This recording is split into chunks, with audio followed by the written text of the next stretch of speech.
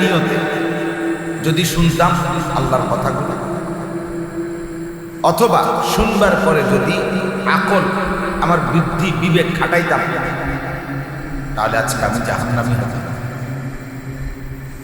আমি দুইটা ভুল করে ফেলছি। এক, আন্তরিকতা নিয়ে শুনি নাই। দুই, শুনবার পরে সামান্য ভাবি না। আমার বলছে মিথ্যা ছেড়ে দিতে, আমি একটু ভাবতাম, দেখি না কমানো যায় কিনা। আমাকে বলছে চুরি ডাকাতি জিনা ব্যভিচার মদ জুয়া ছেড়ে দিতে, আমি দেখতাম একটু চেষ্টা করে ভাইবা যে সম্ভব কিনা, সুদ ছাড়া চলতে পারি কিনা, কিস্তি ছাড়া চলতে পারি কিনা, নারী না দেখে, মোবাইল না দেখে, ছবি না দেখে, দেখি না পারি কিনা। তাহলে এই আকল যদি খাটাই, ওখানে তাফসীরের মধ্যে আছে লাউ কুন্না নাসমাউ আই সিমাআ হিদায়াতিন, হেদায়েতের নিয়তে যদি শুনতাম যে আমার জন্য বলতেছে, আমার দরকারে বলতেছে, আমি গ্রহণ করব এই নিয়তে শুনতেছি, তাইলে আজকে আমি জাহান্নামী হতাম। তাহলে আমাদের অনেক মানুষ আছে, প্রথমত আল্লাহর কথা শুনে খামখেয়ালির সাথে বুট খাইতে খাইতে ওয়াজ শোনে, বাদাম খাইতে খাইতে ওয়াজ শোনে, মোবাইল টিপতে টিপতে ওয়াজ শোনে, দুইটা আঙ্গুল আর দুইটা পাও একসাথ করে এরকম এমনি ধইরা এবার জুড়া জুম্মার বয়ান করে হুজুরে, মুরব্বী মাঝ বয়সী চাচা বসে বসে এই যে ধরছে এটা হাঁটু, এটা এবারে ওয়াজ শোনে। আপনি ঘোড়ার গাছ শোনেন, আপনি ওয়াজ শোনেন, কি ওয়াজ শোনেন? আপনি যে ওয়াজ শুনেছেন একদম,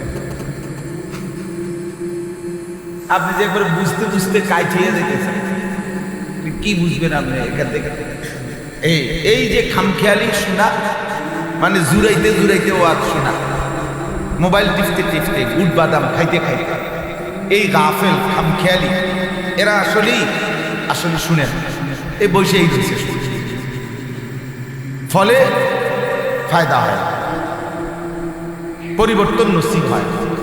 আরেকটা হলো শুনবার পরে সামান্যতম এটা ব্রেনে দিলে জায়গা দেয় না, অর্থাৎ এটা কিছুই মনে করে, আরে রাখো, হুজুররা তো বলবেই, হুজুররা তো হুজুরার কথা কইবেই, আমরা কি আর সব পারবো? হ্যাঁ, সব পারবেন না, যেদ্দুর পারবেন এদ্দুর করেন না, এদ্দুরও না, উনি সব পারবেন মধ্যে সব কিছুই নিছে।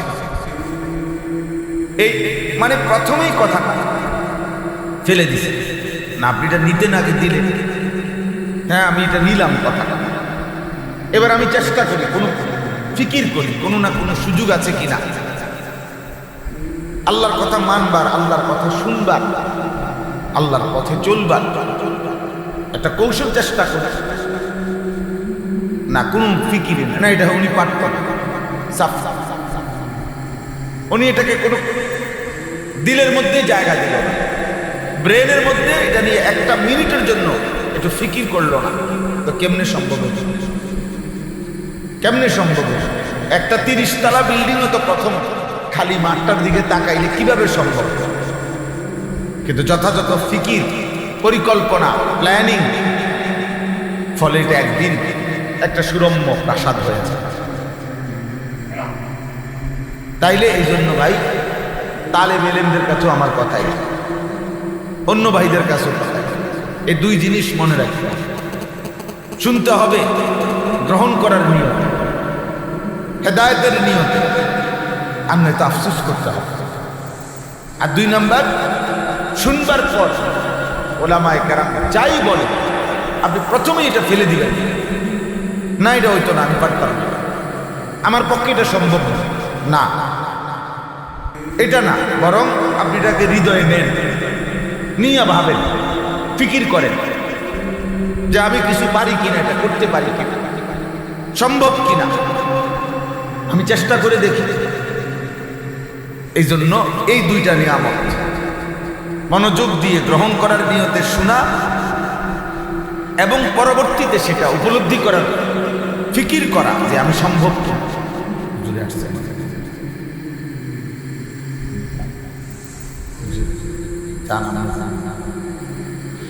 তো এই জন্য এই দুইটা নিয়ামত আলহামদুলিল্লাহ আমাদের প্রত্যেকের, আমি আজকে ছোট্ট মাহফিল হোক বড় মাহফিল হোক, মসজিদে জুম্মার বয়ান হোক, যিনি বলুন, পরিচিত হোক অপরিচিত হোক, আমার দরকার হলো গ্রহণ করার নিয়তে শোনা।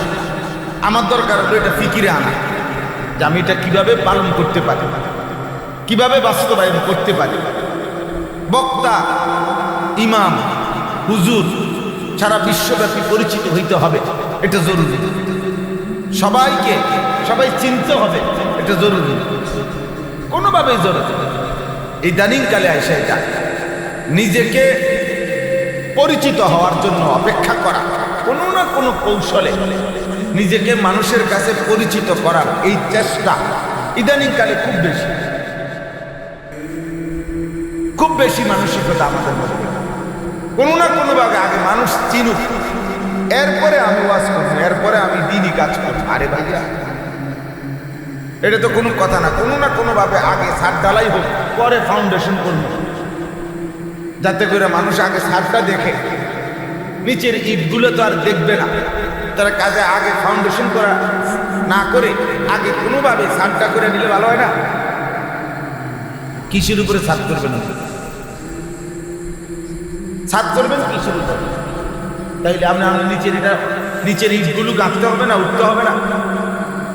তাহলে একটা লম্বা সময় আমি ব্যক্তিগতভাবে আলহামদুলিল্লাহ অনেক করে বলছি, উঠতি বয়সের অনেক আলেম, ইমাম, খতিব, ওয়াইজ, নওজোয়ান, আরে ভাইয়া তুমি এখন হয়তো বুঝলা যে আমার কাছে অসংখ্য মানুষ মাহফিল চাইছে। এটাতে এখন মনে হইল আমার যে এই পিছনে আজকে 22 বছর, তা আপনি আমার 22 বছর আগে চিনতেন? বলেন তো, আমি তো 22 বছর আগে থেকে আছি, তো ওই সময় চিনলেন না কেন? কথা বলে 2004 সাল থেকে, তাহলে পিছনের এই লম্বা সময় আপনাকে দেখতে হবে না, পার করতে হবে না? এজন্য প্রত্যেকের ক্ষেত্রে এটা করে, অর্থাৎ আমাদের জন্য আমাদের আখিরাত দরকার। এখানে পরিচিতি দিয়ে আমি করব, ব্যাপক জনপ্রিয়তা দিয়া আমি করবটা, আমার তো দরকার আখিরাত, আমার দরকার নাজাত, আমার দরকার মুক্তি। এজন্য প্রত্যেকবার শুক্রবারে জুম্মার বয়ান, ওলামায়ে কেরামের নসিহত, দাওয়াত ও তাবলীগের সাথীদের নসিহত, এইভাবে দ্বীনি কথা যেখানেই মুজাকারা হয়, আলোচনা হয়, আমাদের মধ্যে এই দুইটা গুণ থাকতে হবে। 1 নাম্বার হলো গ্রহণ করার মানসিকতা নিয়ে শোনা, আর 2 নাম্বার হলো হৃদয়ে জায়গা দেওয়া। মানে আগে দিলে জায়গা দেন, আপনি এটা বসান, আগে নেন কথা, এরপরে আপনি কি করেন? প্ল্যানিং করেন, ফিকির করেন, আমি কি করতে পারি, আমি কিভাবে সম্ভব, আমি আল্লাহর হুকুম মানা দরকার, আমি আল্লাহর হুকুম মানা দরকার, আমার গুনাহ ছাড়া দরকার। মানুষ 40 বছরের অভ্যাস, অথচ ডাক্তার বলার পরে 1 ঘন্টাতে কাঁচা লবণ খাওয়া ভাতের সাথে ছেড়ে দেয় না, গরুর গোশত খাওয়া ছেড়ে দেয় না। তো 40 বছরের অভ্যস্ত ব্যক্তিটা, 50 বছরের অভ্যস্ত ব্যক্তিটা ডায়াবেটিসের সম্ভাবনার কারণে মিষ্টি খাওয়া ছেড়ে দিতে পারে না? তো তাহলে এগুলো পারলে এটা পারবে না? আপনি চেষ্টা করবেন, আপনি ফিকির করবেন। তাহলে ওই ডাক্তারের কথাটা উনি গ্রহণ করার নিয়তে শুনছেন, উনি এটাকে হৃদয়ে জায়গা দিয়েছেন যে এটার মধ্যে আমার মুক্তি, এটার মধ্যে আমার সুস্থতা, এটার মধ্যে আমার বেঁচে থাকা, এটার মধ্যে আমার ভালো থাকা। তো ওলামায়ে কেরামের কথাগুলোর মধ্যে, আল্লাহর কথার মধ্যে খোদার কসম, আমার জাহান্নাম থেকে বেঁচে থাকা, জান্নাতে ভালো থাকা। তো এর জন্য তো আমারই দরকার, জান্নাত তো আমার, জাহান্নাম থেকে বাঁচতে হবে আমি। তাহলে এটা আমার জীবনের জন্য যেটা অংশ দরকার, তা আমি সেটা ফেলে দেব, সেটা আমি একদম প্রত্যাখ্যান করছি। কি কারণে? না আমি বুঝি নাই। তা আপনি না বুঝলে আখিরাত হবে না, কথা কয় না? আপনি না বুঝলে আখিরাত হবে না। আমি খেয়াল করি নাই, তা আমি খেয়াল না করলে মৃত্যু হবে না। বেখেয়ালি মানুষের মৃত্যু হয় না, ব্যস্ত মানুষের মৃত্যু হয় না, উপার্জন যার সম্পদ অনেক তার মৃত্যু হয় না। তাই আপনি খেয়াল করেন আর নাই করেন, বুঝেন কিংবা না বুঝেন, ব্যস্ত থাকেন আর অবসর থাকেন, সুস্থ থাকেন আর অসুস্থ থাকেন, রাজপ্রাসাদে থাকেন আর কুড়ে ঘরে থাকেন, অনিবার্য চিরন্তন বাস্তবতা মৃত্যু, সে তো আপনাকে গ্রহণ করতেই হবে। আপনাকে তো এই ধাপে যেতেই হবে, কবরে আপনাকে হাসরের ময়দানে উঠতেই হবে, মিজানের সামনে যেতেই হবে, আল্লাহ তাআলার মুখোমুখি হতেই হবে, ফুলসিরাত পার হইতেই হবে, জান্নাত কিংবা জাহান্নামে যেতেই হবে। যেই সত্য পাশ কাটাবার, এড়াইয়া যাওয়ার কোনো সুযোগ নেই, সিস্টেমে নাই, যেই সত্যের মুখোমুখি আমাকে হতেই হবে, সেখান থেকে চোখ বন্ধ করে ফেলা, সেখান থেকে অন্যদিকে পাশ ফিরে যাওয়া, না বুঝার চেষ্টা করা, ঢং করা ঠিক, এটা ঠিক না, এটা বুদ্ধিমানের কাজ হইতে পারে না। আমাকে বরং আমার সাধ্যের সবটুকু দিয়ে আগত আখেরাতের জন্য প্রস্তুতি নেওয়া, চেষ্টা করা, এটাই বুদ্ধিমানের কাজ। আমি পারবো কতটুকু, আল্লাহ তৌফিক দিবে যেতে, আল্লাহ তৌফিক দিবে যেতে। না হুজুর যত কথাই বল, যেই যুগ এখন, এই যুগে আর এখন চলা এভাবে সম্ভব না। তো তাইলে আপনি এই যুগে আসলেন কেন? আপনি এখন মারা যান। আপনি বলেন আল্লাহর কাছে সকাল সন্ধ্যা অথবা 10 জন হুজুর দাওয়াত দিয়া খাওয়াইয়া, হুজুরারে বলেন আমরা কাজ করে আমার মৃত্যু যেন এখন হয়, আমার দোয়া করে দেন, কারণ আমি তো চলতে পারবো এই দুনিয়া। আপনি মৃত্যু কামনা করেন, মরেন, আমি এটা তো চাইবে না। তাইলে এটা কোনো কথা না। আল্লাহ তাআলা আমাদেরকে বুঝার তৌফিক দান করেন। আমরা যেন প্রত্যেকে আমাদের হায়াত, আমাদের এই সময়ে আমরা যেন বারবার এটা খেয়াল করি। আপনার ইমাম সাহেবের বয়ান, জুম্মার খতিবের বয়ান, উলামায়ে কেরামের বয়ান গ্রহণ করার মানসিকতা নিয়ে শুনবেন ইনশাআল্লাহ। সূরা আলে ইমরানের এই আয়াত 164 নম্বর আয়াত। এই আয়াতের মূল বক্তব্য হলো, এই পৃথিবীর সমস্ত মানুষকে আল্লাহ তাআলা কোটি কোটি নিয়ামত দান করেছেন। সব আল্লাহর দেওয়া, কায়নাতের সব কিছুই, এই সৃষ্টি জগতের সব কিছুই আল্লাহর দেওয়া। আর আল্লাহ তাআলা এই সবটা আয়োজন মানুষের জন্যই সৃষ্টি করেছেন। হুয়াল্লাযী খালাকা লাকুম মা ফিল আরদি জামিআ। আল্লাহ তাআলা বলেন, তিনি আল্লাহ জমিনের সব কিছু তোমাদের জন্যই সৃষ্টি করেছেন। সাখখারা লাকুম মা ফিস সামাওয়াতি ওয়াল আরদ। আল্লাহ তাআলা বলেন, আসমান ও জমিনের সব কিছু আল্লাহই তোমাদের অধীনস্থ করে দিয়েছেন, বশীভূত। আল্লাহ তাআলা অধীনস্থ করেছেন বলেই তোমাদের বিমান আকাশে ওড়ে, বাতাসকে নিয়ন্ত্রণ করতে পারছ, তোমাদের জাহাজ পানিতে ভাসে, পানিকে নিয়ন্ত্রণ করতে পারছ। এটা মূলত আল্লাহ তাআলা করে দিয়েছেন। সাখখারা, সুবহানাল্লাযী সাখখারা লানা হাযা ওয়া মা কুন্না লাহু মুকরিনিন। আমরা তো কর্তৃত্ব ছিল না আমাদের এই বাতাসের উপরে, এই পানির উপরে, এই শূন্যের উপরে।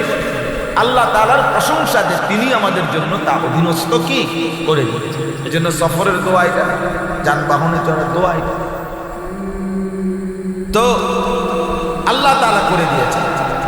কোরআনুল কারীম আল্লাহ বলছেন, ওয়াযাল্লালনাহা লাহুম ফামিনহা রাকুবুহুম ওয়া মিনহা ইয়াকুলুন। চতুষ্পদ প্রাণীগুলো আমি আল্লাহ তোমাদের অধীনস্থ করে দিয়েছি। যাল্লালনা, ফলে কোনোটার মধ্যে তোমরা চড়তে পারো বাহন হিসাবে, গাধা, ঘোড়া, খচ্চর, উট। আবার কোনোটা তোমরা জবাই করে খাইতে পারো, গোশত, গরু, ছাগল, ভেড়া, বকরি, এগুলো আল্লাহ তাআলা বলেন খাওয়ার উপযোগী প্রাণী, তাও আমি করে দিয়েছি তোমাদের অধীনস্থ। আবার তোমরা যেটাকে বাহন হিসাবে চড়তে পারো, সেইটাও আমি করে দিয়েছি। নাই তো একটা ঘোড়া, তেজস্বী ঘোড়া, তার উপরে তোমার মতো মানুষ পিঠে চড়বা, কেমনে সম্ভব? এত বড় হাতি কেমনে সম্ভব? তা আল্লাহ তাআলা বলেন, গোটা কায়নাত আমি মানুষের অধীনস্থ করে দিয়েছি। তো এগুলো সব আল্লাহ তাআলার দেওয়া নিয়ামত, আল্লাহ তাআলার দেওয়া নিয়ামত। কিন্তু এগুলো তো আল্লাহ তাআলা সকলকে দিয়েছেন। পৃথিবীর সমস্ত মানুষকে আল্লাহ তাআলা এই নিয়ামতগুলো দিয়েছেন।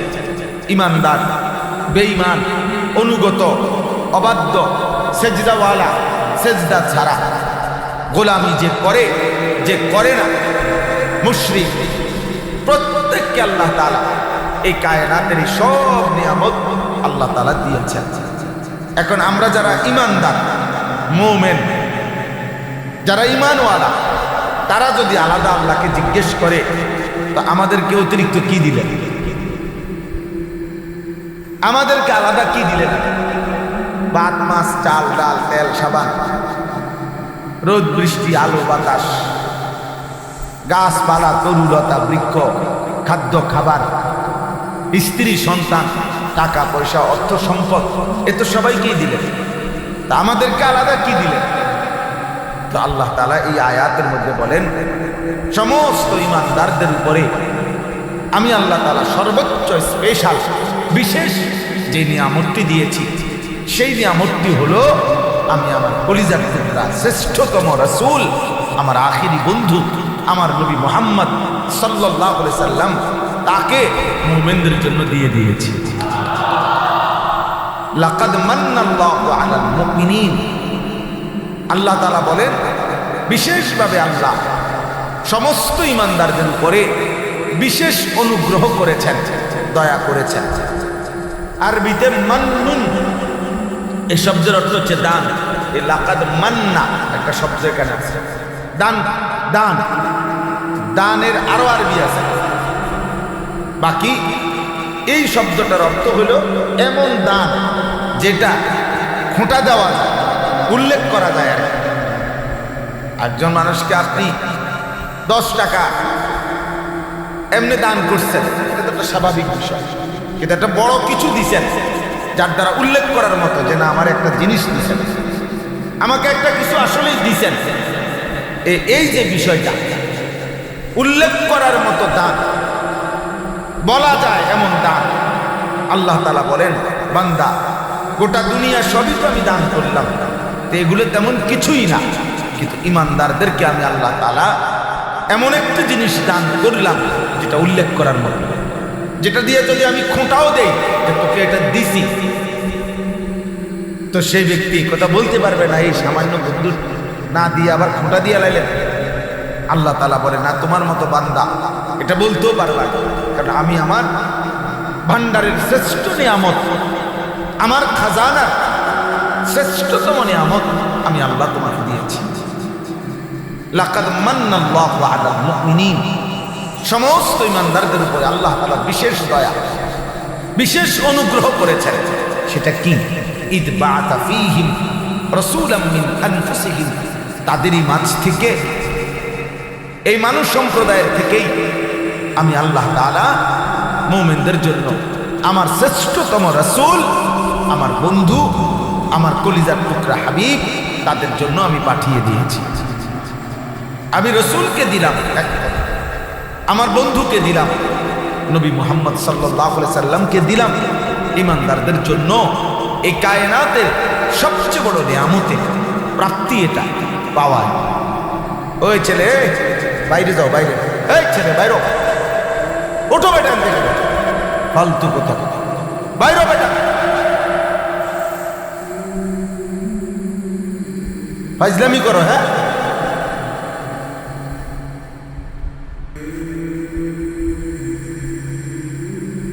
তুমি বোঝো এটা মসজিদ, যে বোঝো তোমাকে পার্ক মনে করছো। হ্যাঁ,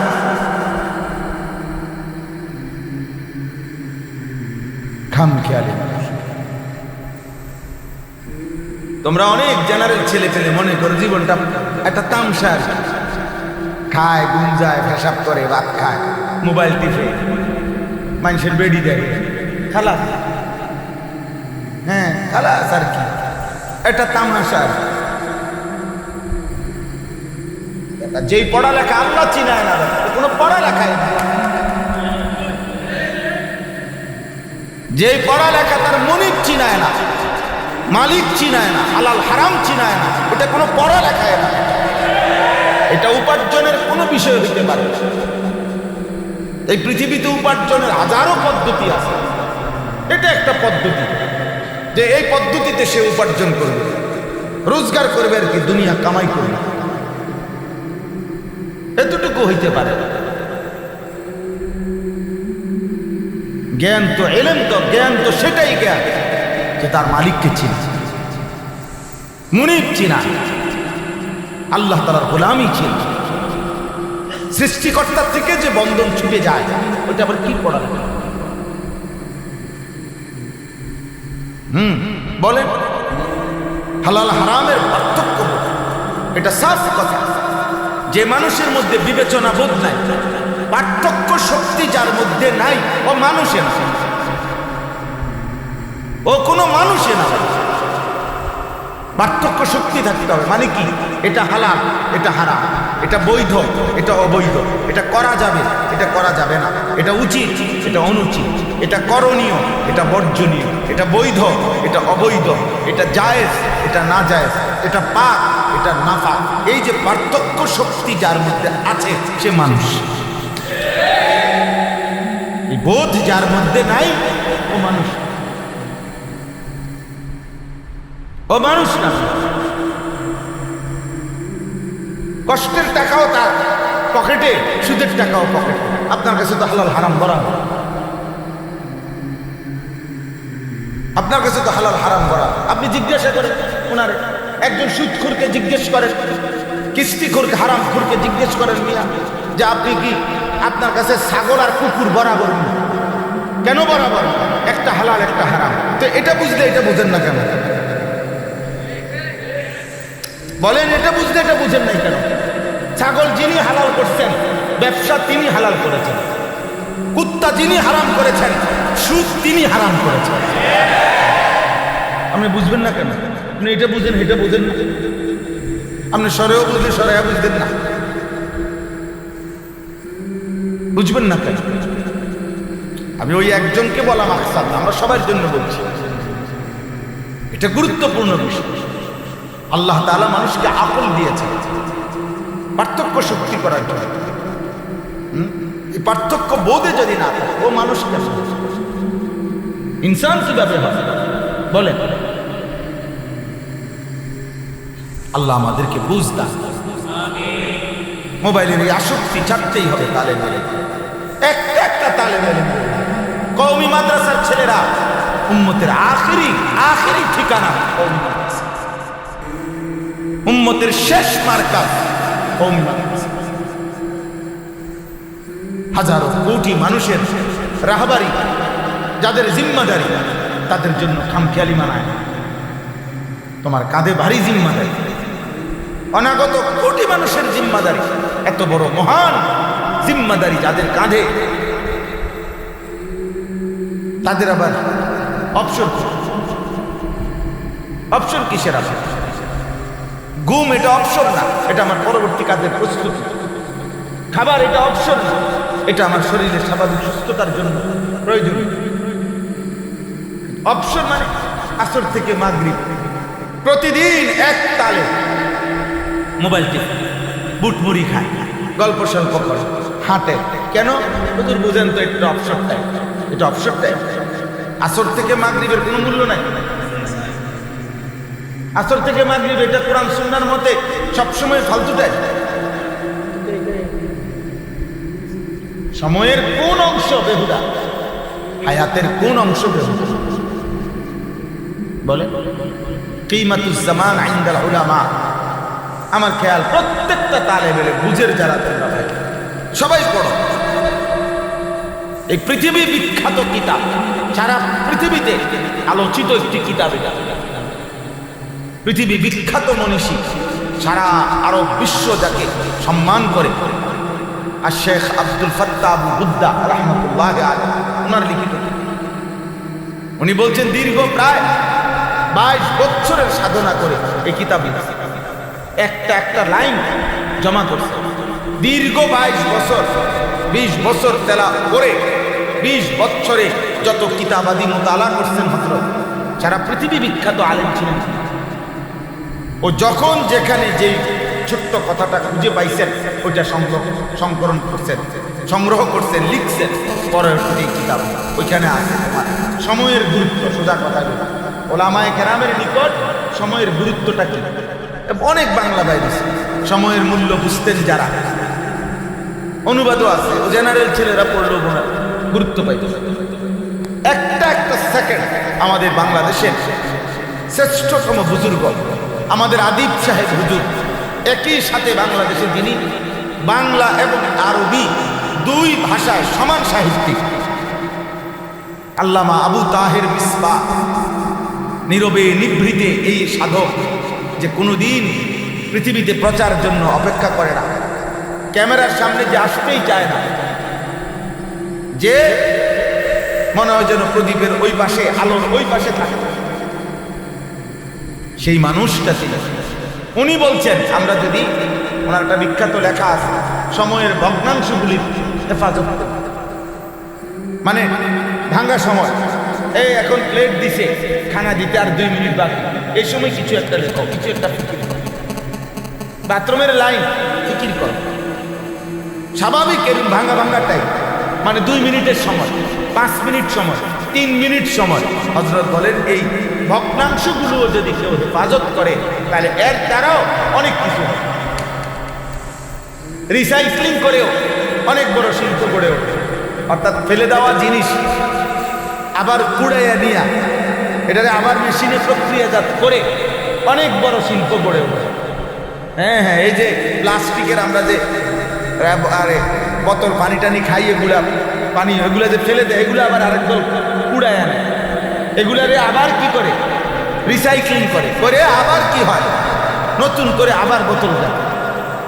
তাহলে ফেলে দেওয়া জিনিস কুড়াইয়াও অনেক কোটি কোটি টাকার ব্যবসা গড়ে ওঠে।